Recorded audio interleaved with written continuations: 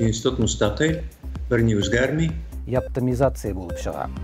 Но әлі сөйлейлер шулай. Бізді тимәсенләр генә иде. Шул. Ул бит татар ничек аталса да бәрібір татар булып кала. Кемдер урыс дип язылган инде, кемдер башкорт дип. Юк, мин бүген үк китәм ни кирәк икән.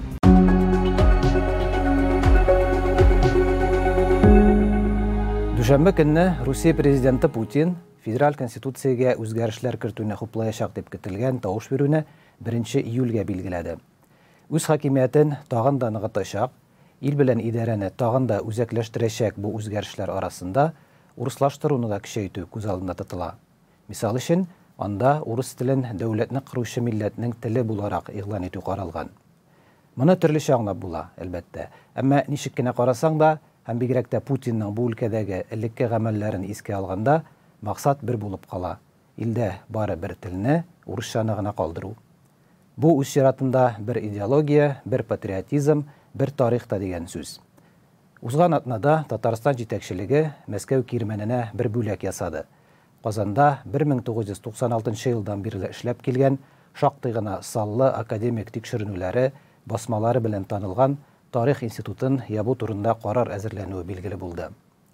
Рәсми Казан моны гадәттәгечә бу ябу түгел, фақат реформа гына ди.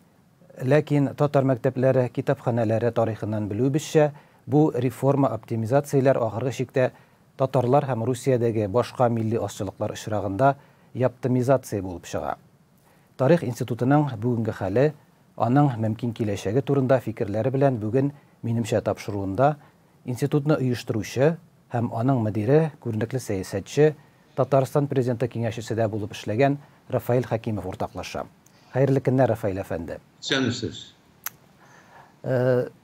Президент Миңнеханов имзалаган бу карардан сез нәрсә аңлыйсыз? Я буламы институт, кушыламы, тагыламы? Бу яңа статус гыйльми эшчәнлеккә нинди тәэсир ясаячак? Бу гомумән безгә килешми торган, ничек булса да килешми ул. Без инде әйтәбез теге, без яхшы эшләдек.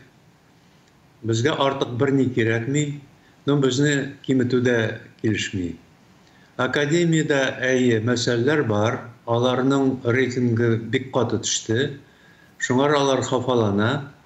Алар әле хафалана, нигә дисәгез, аңардан рейтингтан акчасы да тора.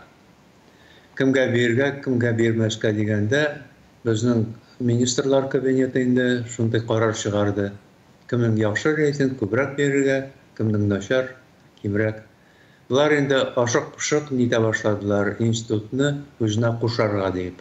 Ягъни хәзер аңлавымча, институт мөстәкыйль бер структура буларак эшләвен туктатамы? Ул ничек? Менә бит рәсми инде игълан ителде, янәсе ул археология институтының бер бүлеге буларак хәзер эшли башлаячак. Ягъни бу үзе дә бик сәер. Гадәттә тарих институтында археология бүлеге була. Татарстан җитәкчелеге археология бүлегендә хәзер тарих бүлеге, дөресрәге археология институтында тарих бүлеге оештырырга тәкъдим итә. Ничек булачак соң инде бу? Юк, бүгенге көнгә менә бүгенге сәгатькә дигәнчә димәгә ни бөтенсе кала ни институт мустақил, бер ни үзгәрми. Но әле сөйлиләр шулай. Карарбыз инде алга теге. Бер халык әзер бу фикерне әйтә. Менә сез институт кала дидегез, ул ничек Татарстан җитәкчелегеннән сезгә бу турдан әйтелдеме? Нәрсәгә нигезләнәсез? Әйе. Ягъни тарих институты аерым институт булып кала. Әйе, кала дип, бөтенсе шулай кала дип. Шулай дип мин кичә сөйләшкән телефоннан аппаратның җитәкчесе белән. Әлегә кадәр институтның статусы бераз үзенчәлеклерәк иде. Ул Татарстанның мәгариф министрлыгы аша бюджетын ала иде. Ә хәзер киләчәктә ничек булачак? Киләчәктә дә шулай ук. Ягъни сез фәннәр академиясе структурасына кермисез булып чыга инде. Ул бит ул академия түгел. Менә бөтен мәсьәлә шуңарда. Ул бер без ГБУ дип аталабыз инде теге урысча әйткәндә, алар да ГБУ. Бездә институт, аларда институт. Айырмасы шул, тегеләр академия дип аталабыз, тарих институты дип аталабыз. Ул чын академия булса иде, без каршы булмас идек. Менә мәсәлән, Рәсәйдә ул академиядә аның һәрбер институт мустақил.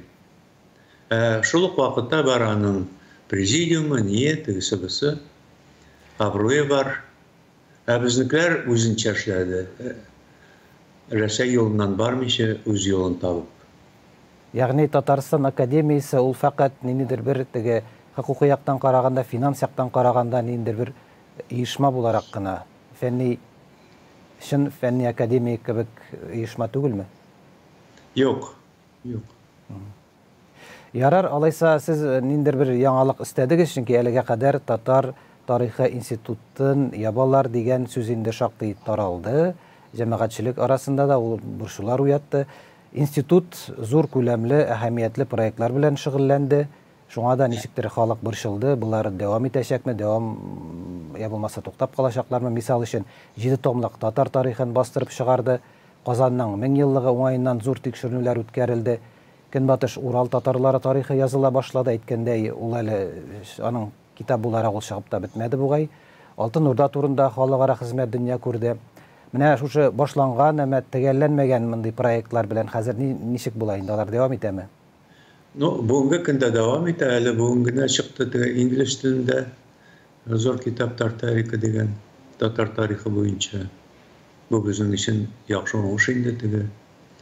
Әле кайчан үмитләнеп йөргән идек, инглизчә теге таралсын дип чит илләргә. Шуңар эш бара. Миңа калса теге шулай калыр дип өметләнәм инде. Инде әйткән Көнбатыш татарлары, Көнбатыш Урал татарлары тарихы белән ничегрәк хәлләр? Аны да эшлибез без. Нитмәсәләр, кумачаламасалар. Аның беренче томы 16-нчы елда чыккан иде, хәзер инде менә 2020 ел. Эш томы да безнең әзер, аны чыгарасы гына бар. Акчасын да табабыз, нитәбез. Безне тимәсенләр генә иде. Шул. Азатлык бу хәбәрне беренче булып бәян иткән иде. Сезнең сүзләргә таянып инде институтка шундый куркыныч җан дип. Һәм без көнендә үк башка галимнәрне дә сораштырып, моның ихтимал кайберәүләр әйтүенчә хәтта аяныч нәтиҗәләрен абайларга тырыштык. Анда шундый фикердә әйтелде. Тарих институтын ябу хәбәрен сез шәхсән 2-3 ай элек үк белгәнсез икән. Бу чыннан да шулаймы? Ягъни бу турда фикерләр инде җитәкчелектә шулай элек үк чыккан идеме? Юк, андый фикер йөридер. Андый теге без инде ул элек тә буладыр. Узган елларда да теге шундый өмет инде, академияның өмете бар иде. Ничек булса да үзенә алырга институтны. Ләкин соңгы вакытта инде без документын күрдек. Шуңар бу аз гына бүтәнчәрәк. Документы булгач инде аңлашыла һәм ул астыртын теге безгә күрсәтмичә. Элек-электән без бик матурлана сөйләшәдек. Министр белән дә, аппарат белән дә чакырып әйтәләр иде. Без үз фикерне алар үзенекен. Бу юлы инде теге постановление проекты астыртын ул чыкты. Кешеләр кул куя башлады, төрле министрлар. Без шунда гына белдек аны.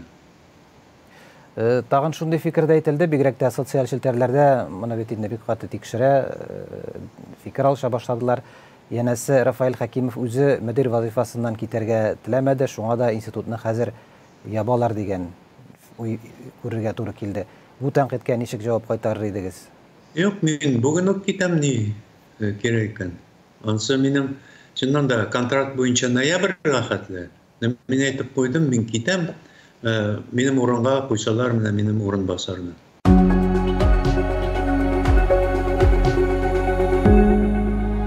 Шул да мәгълүм, мин инде теге әгәр дә институтны тагын ниндидер башка бер оешмага кушарга теләсәләр, статусын үзгәртергә теләсәләр дигән перспективаны күз алдында тотып, чөнки андый тырышлыклар киләчәктә дә булыр дип уйлыйм. Мисал өчен шул ук археология институтына кушуга тарих институтының үз хезмәткәрләре дә җәмәгатьчелекнең зур өлеше дә каршы инде. Ансы мәгълүм булды. Реорганизация була икән, аны зур кырбансыз ничек башкарып чыгып буласың? Академия реорганизация уздырсын, без айрым бит, айрым институт, аны безгә кагылмасыннар. Ягъни сез үзегез айрым бер мөстәкыйль структура буларак яшәүне хуп күрәсез, кирәк дип саныйсыз һәм шулай дәвам итәсез булып чыга.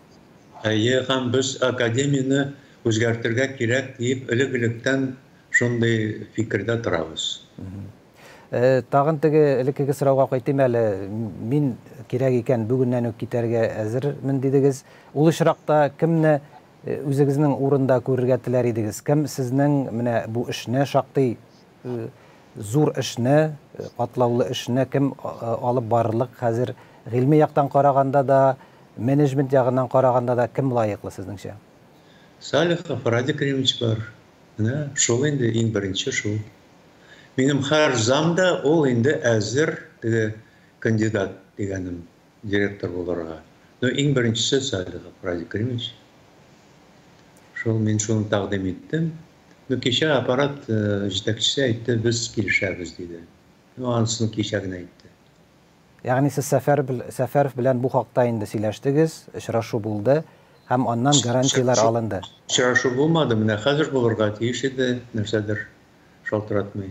Ә кичә шалтыратып үзе сөйләште шуның турында.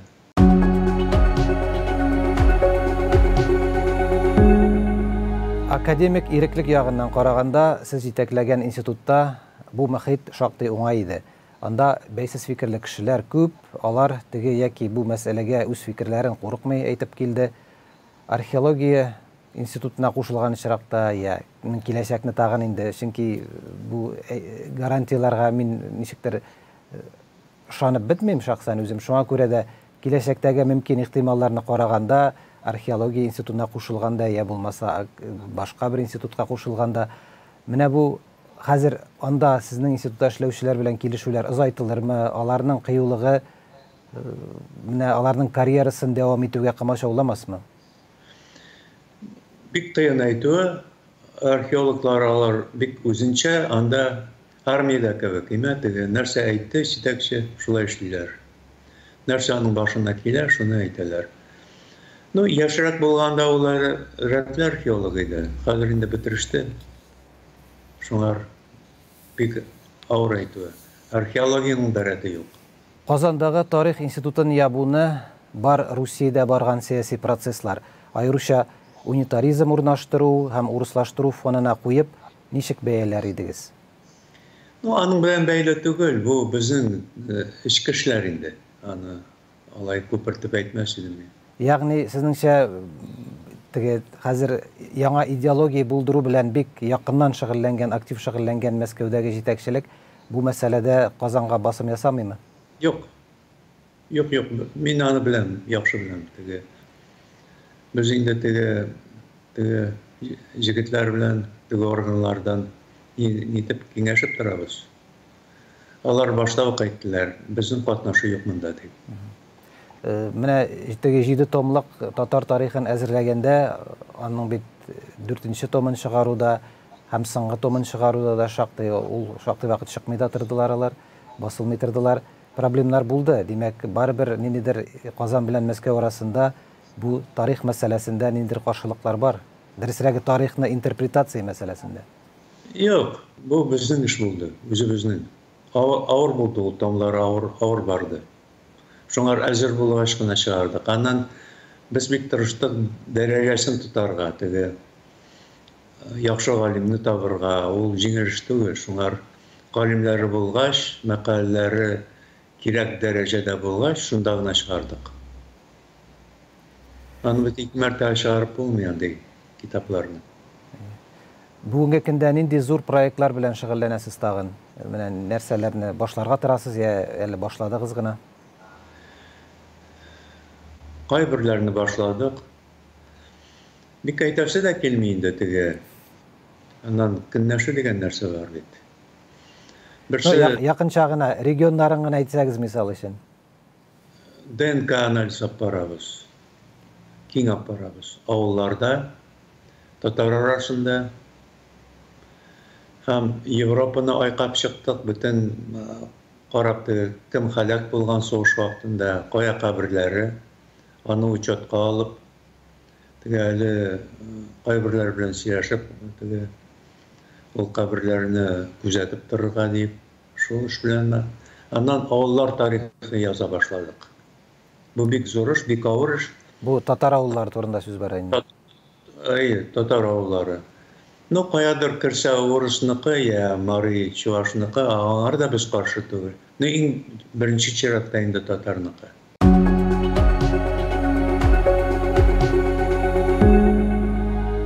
Тагын бер мөһим темага кагылып китик әле мөмкин булса, көзгә Русиядә чираттагы җанисәп билгеләнгән.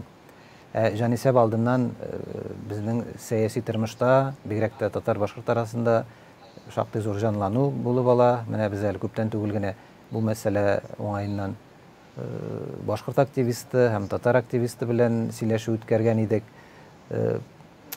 Менә бу җанисәпкә әзерләнүдә Тарих институты ничек катнаша ул? Гомумән катнашамы? Кирәк саныйсызмы сез аны?